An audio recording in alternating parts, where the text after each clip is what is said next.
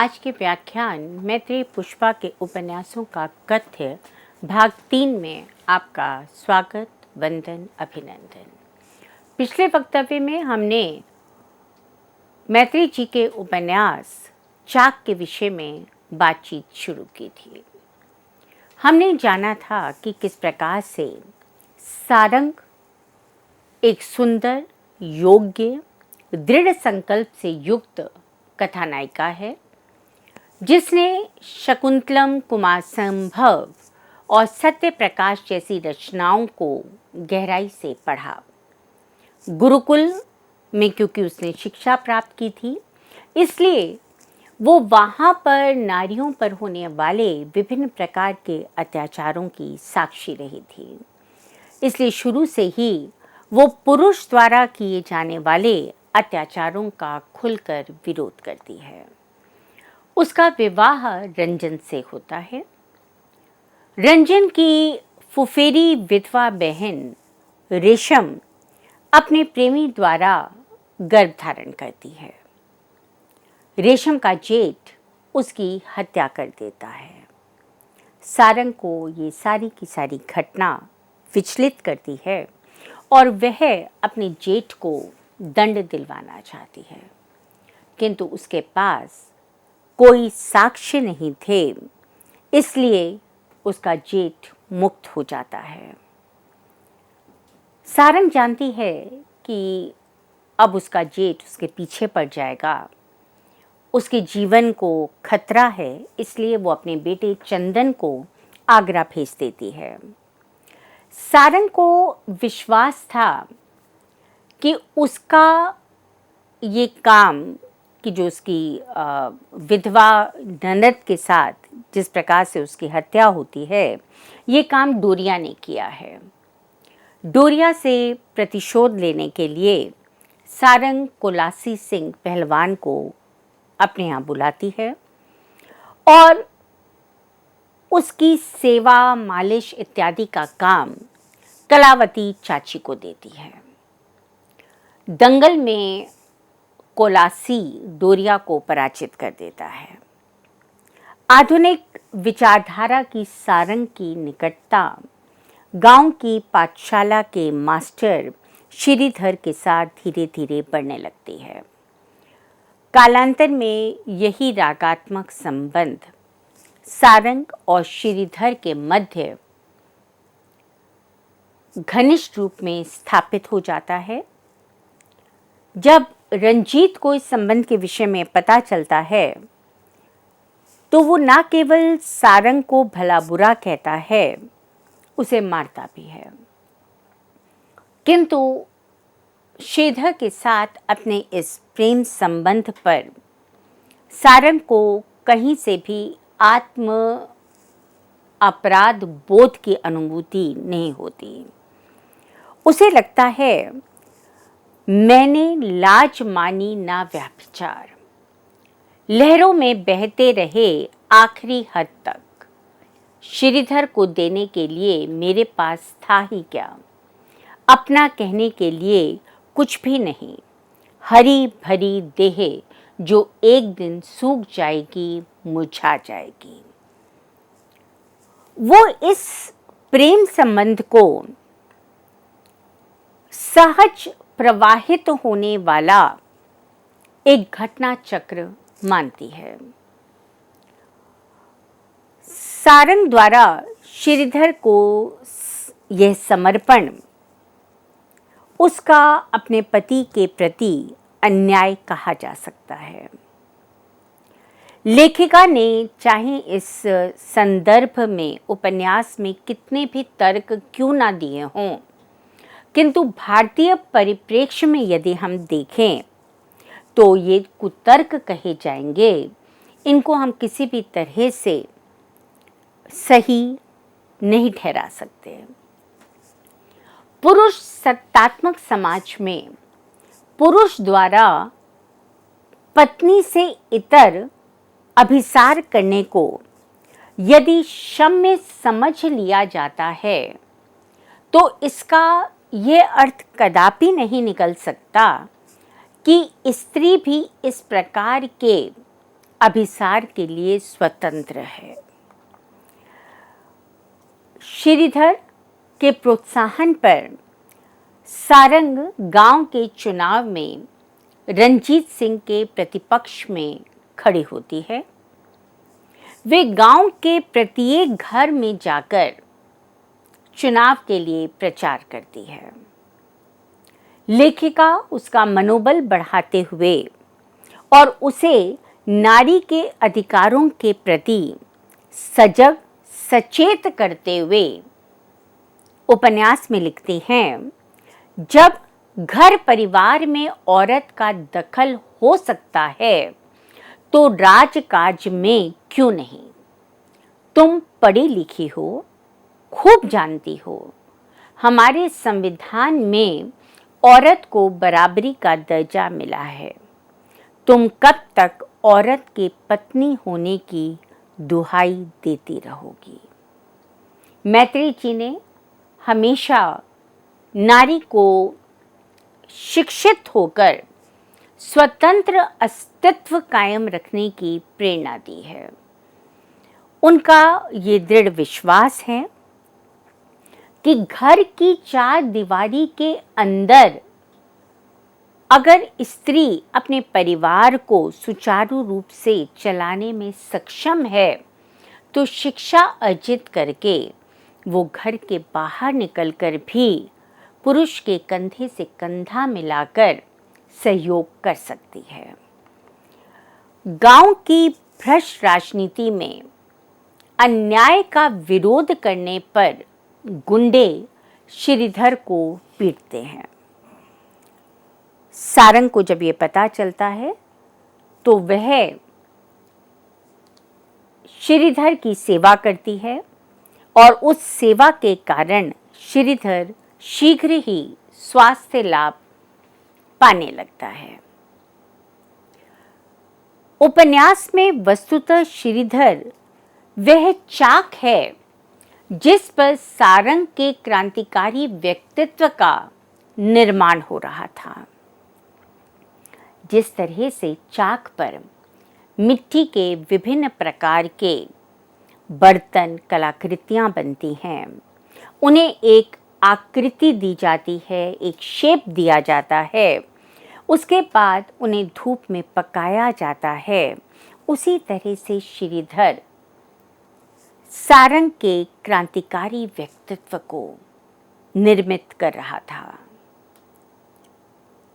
सारंग कई स्वतंत्र निर्णय लेती है, जैसे रेशम की हत्या का प्रतिकार लेने के लिए अपने नंदोई कैलाशी सिंह को बुलवाना, अपने पुत्र चंदन को आगरा से बुलाकर उसे गांव की पाठशाला में पढ़ाना, एकलव्य नाटक की पांडुलिपि तैयार करना, श्रीधर के अस्वस्थ होने पर उसकी सेवा के लिए अलीगढ़ जाना और एक रात के लिए वहाँ रहना, ये सब वो निर्णय हैं जो वो अपने पति से बिना पूछे स्वतंत्र रूप में दृढ़ता के साथ लेती है।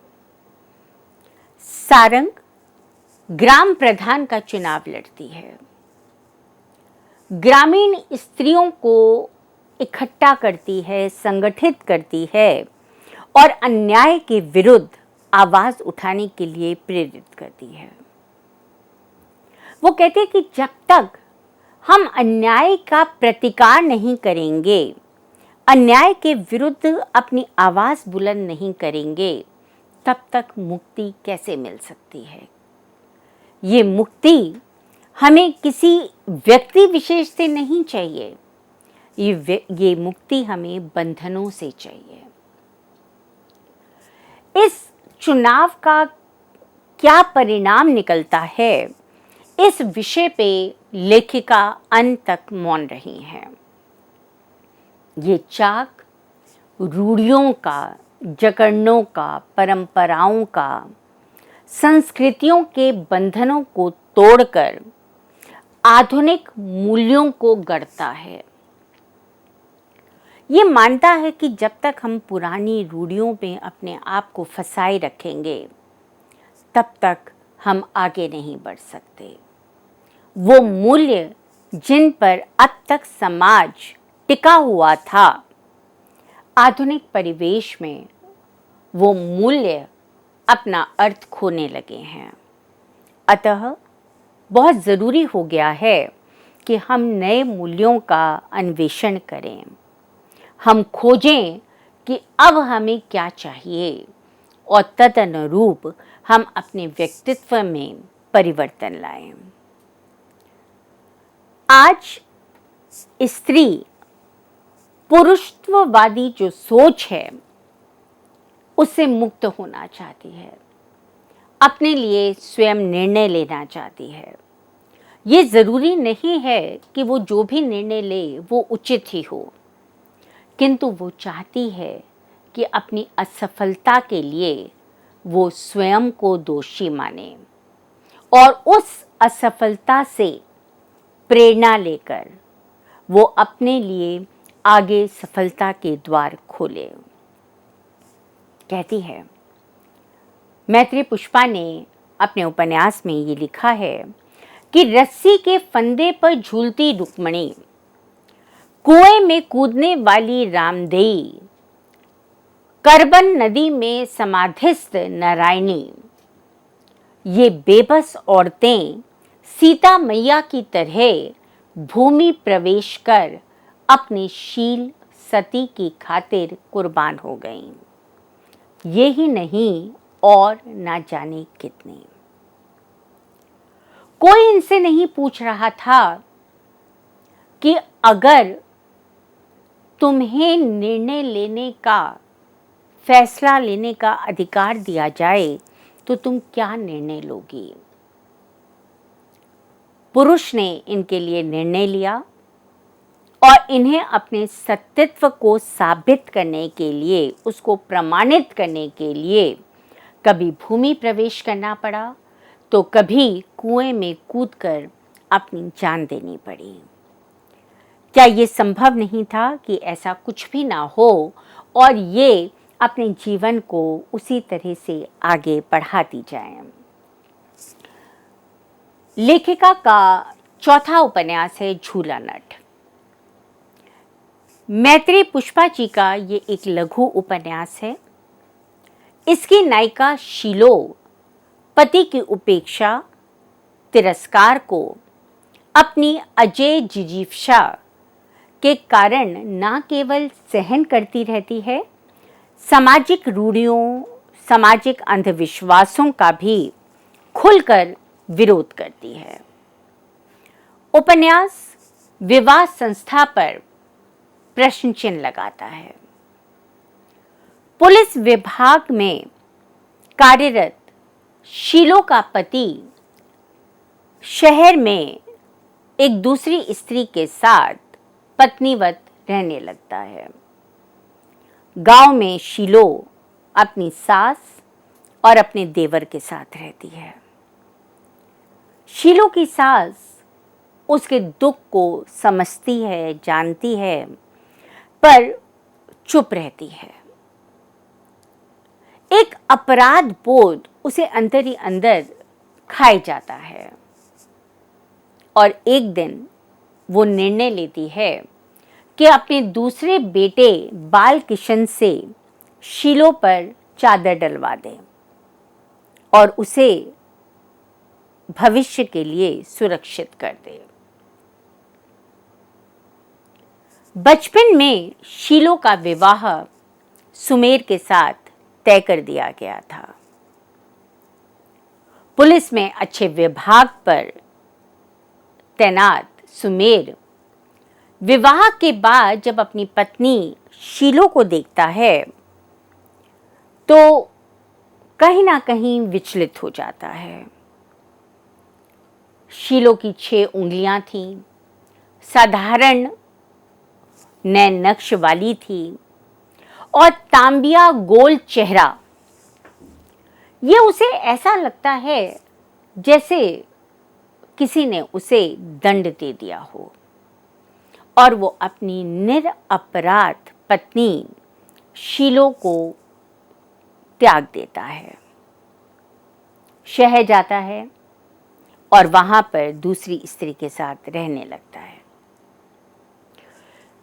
अपने पति सुमेर के प्रेम को प्राप्त करने के लिए शीलो व्रत, पूजा, अर्चना, उपवास, जो कुछ भी कोई कहता है वो सब करती है, किंतु परिणाम कुछ नहीं निकलता।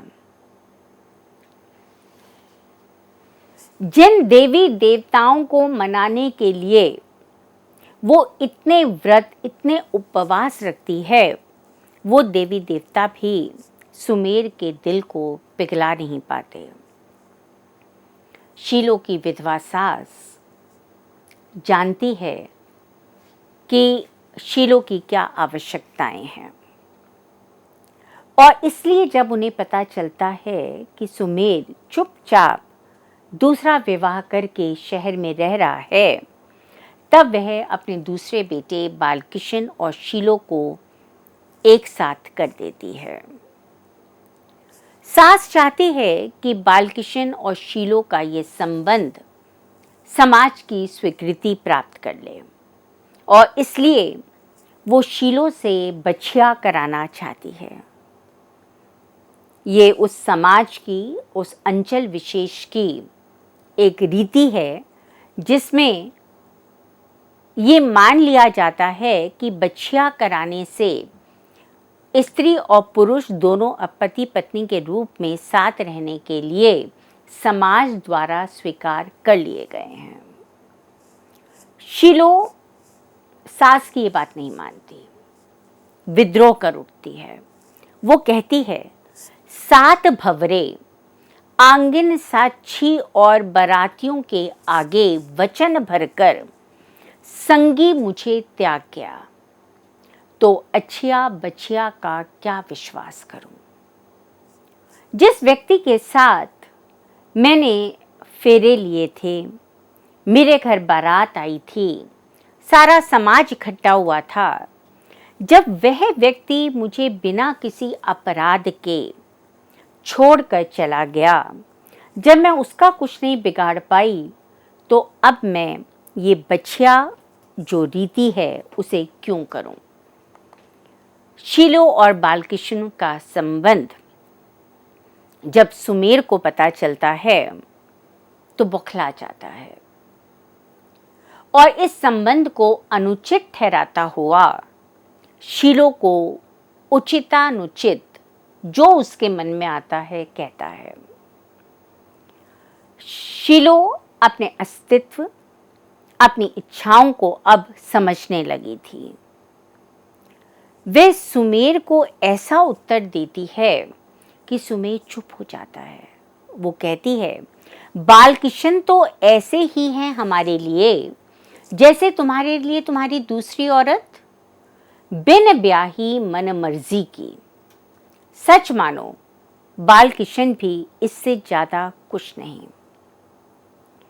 उसके अनुसार यदि पति सपत्नी या रखेल रखने का एक स्वतंत्र हो जाता है, तो स्त्री पर इस प्रकार के अंकुश क्यों लगाए जाते हैं। वो प्रश्न करती है अपनी सास से, अपने पति से, कि क्या इच्छाएं केवल पुरुष की हैं। अगर ऐसा नहीं है तो जिस चीज के लिए समाज पुरुष को अपनी स्वीकृति देता है वो स्त्री के पक्ष में भी होनी चाहिए। शीलो ये भी जानती है कि सुमेर बिना उससे संबंध विच्छेद किए दूसरा विवाह नहीं कर सकता था। अगर उसके दफ्तर में ये बात पता चल जाती तो उसकी नौकरी चली जाती, और इसलिए वह सुमेर से डरना छोड़ देती है। अल्पायु में शीला की सास क्योंकि स्वयं वैधव्य के दुख को झेल चुकी थी, इसलिए वो शीलो के दुख को समझती है और उसके सुख में ही अपने सुख को ढूंढने की कोशिश करने लगती है। राजेंद्र यादव जी ने इस विषय में अपने विचारों को अभिव्यक्त करते हुए बताया है कि तिरस्कार, अपमान और उपेक्षा की यह मार न सीलो को कुएं बावड़ी की ओर धकेलती है, वशीकरण के सारे तीर तरकश टूट जाने के बाद उसके पास रह जाता है जीने का निःशब्द संकल्प और श्रम की ताकत। सीलो कहीं पर भी कुएं में कूदने की इच्छा नहीं रखती। वो अपने जीवन को समाप्त नहीं करना चाहती। उसके अंदर जीने की इच्छा इतनी प्रबल है कि वो दृढ़ संकल्पित होकर श्रम पूर्वक अपने जीवन को आगे बढ़ाने के लिए निकल पड़ती है। कर्मठ सीलो कृषि विभाग में जाकर कृषि की नई नई पद्धतियों का ज्ञान लेती है। स्वयं तो लेती ही है, बाल किशन को भी इस विषय में जानकारी देती है। कथा विस्तार के लिए लेखिका ने यहाँ पर सीलो की छोटी बहन कांता की चर्चा की है। कांता कुछ दिन अपनी बहन के घर आकर रहने लगती है, बाल किशन की ओर आकर्षित होती है, उसके काम करने लगती है और यहाँ सीलो के मन में एक संदेह उत्पन्न होने लगता है। उसे लगता है कि कहीं बाल किशन उसके प्रति आकर्षित हो सीलो को छोड़ ना दे, और इसलिए वो उसे कुछ कपड़े इत्यादि उपहार में देकर हंसी खुशी विदा कर देती है। उपन्यास के अंत में विभिन्न प्रकार के घटना चक्रों के बाद बाल किशन गृह त्याग कर साधुओं के बीच में जाकर रहने लगता है। इस तरह से हमने ये देखा कि इस उपन्यास में भी लेखिका ने पुरुष द्वारा किए जाने वाले अत्याचार कि बिना किसी अपराध के केवल प्रकृति द्वारा 5 उंगलियों की जगह 6 उंगलियां देने पर, गोरा रंग ना होकर सांवला रंग होने के कारण सीलो को उसका पति सुमेर छोड़ देता है। कहीं पर भी सीलो का कोई अपराध नहीं है जिससे उसे दाम्पत्य जीवन से वंचित रखा जाए, और जब वो अपने देवर के साथ अपने जीवन को जीने लगती है तब वही सुमेर अपने अभिमान के कारण, या ये कहिए कि पुरुष होने के दंभ के कारण, वो उस पर छीटाकसी करने लगता है, टिप्पणियां करने लगता है। यहाँ मैत्री जी ने सीलो को घबरा कर, टूट कर, पीड़ित होकर कुएं बावड़ी में छलांग लगाकर अपनी ही लीला समाप्त करते नहीं दिखाया। उन्होंने उसे सुमेर के सामने खड़ा होते दिखाया है, अपने जीवन को जीते दिखाया है कि अगर तुम अपने जीवन का निर्णय ले सकते हो तो मुझे भी तुम्हारी आवश्यकता नहीं है। मैं भी तुम्हारे द्वारा दिए गए धन से अपने जीवन को नहीं चला रही हूँ। मैं मेहनत करूँगी, परिश्रम करूँगी और अपने लिए जीवन में मार्ग को प्रशस्त करूँगी। आज हमने जिन उपन्यासों की चर्चा की, चाहे वो इदमम हो, चाक हो, इन दोनों ही उपन्यासों में मैत्री जी की नायिकाएं, चाहे वो शिक्षित हैं चाहे अशिक्षित हैं, अपने अस्तित्व के लिए खड़ी होती हैं। वो पुरुष के अनाचार के विरुद्ध समझौता नहीं करती, वो आंख बंद करके उसके निर्णय को स्वीकार नहीं करती हैं, वो तर्क करती हैं, वो लड़ती हैं और उसके साथ, पुरुष के साथ कंधे से कंधा मिलाकर चलने का उपक्रम करती हैं। अपने अगले वक्तव्य में हम मैत्री जी के अन्य उपन्यासों, जिनमें झूला नट है, अलमा कबूतरी है, अगन पाखी है, विजन है, कहीं ईश्वरी फाग, त्रियाहट, गुनाह बेगुनाह, फरिश्ते निकले, इन उपन्यासों के विषय में भी, इनके कथ्य, इनमें किन समस्याओं को लेखिका ने उभारा है, किस प्रकार के इन्होंने पात्रों का सृजन किया है, उसमें भी पुरुष पात्र और स्त्री पात्र, उनके चरित्रों में, उनके व्यक्तित्व में किस प्रकार का अंतर है और कैसे उन्होंने अपनी नायिकाओं को सुदृढ़ बनाया है, किस प्रकार से वो अपनी समस्याओं का समाधान निकालती हैं, इस विषय में विस्तार से बात करेंगे। इसके साथ ही मैत्री जी ने सहज, सरल, प्रवाहमयी, पात्रानुकूल, भावानुकूल भाषा का अवलंबन लिया है। उन्होंने अपने उपन्यासों में तदयुगीन समाज में प्रचलित मुहावरों, लोकोक्तियों का भी समावेश किया। प्रकृति की अगर हम बात करें तो उन्होंने विंध्याचल प्रदेश जो अंचल है, वहाँ के सौंदर्य को अपने उपन्यासों में अंकित किया है। वहाँ के रीति रिवाज, वहाँ की वेशभूषा, किस प्रकार का खान पान करते हैं, कैसे तीज त्योहारों को वो मनाते हैं, इन सब का बहुत सुंदर और विस्तृत वर्णन हम मैत्री जी के उपन्यासों में देख सकते हैं। अपने अगले वक्तव्य में झूला नट, अलमा कबूतरी के विषय में विस्तार से चर्चा करेंगे। तब तक के लिए आज्ञा दीजिए।